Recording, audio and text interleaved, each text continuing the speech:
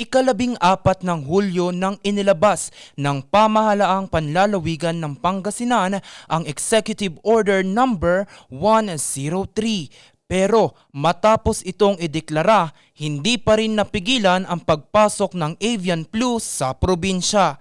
It is to implement temporary total ban on the entry of all ducks and spent hen into the province of Pangasinan, Your Honor. Ito ay matapos makapagtala din ang mga karatig probinsya ng Nueva Ecija at Tarlac ng kaso ng H5N1 o avian flu.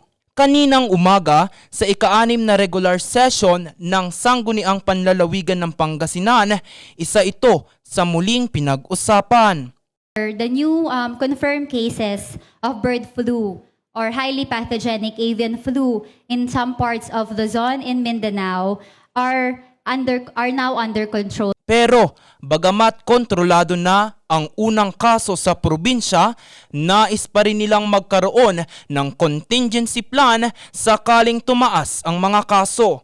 Creation of the local avian influenza prevention and control task force to include the provincial, city, municipal, sangguniang chair on health and agriculture as members of the said task force. Pag nagkataon, matitiyak ang masusing pagsusuri sa mga poultry farms at mga manok na nakikitaan ng mga sintomas ng avian flu.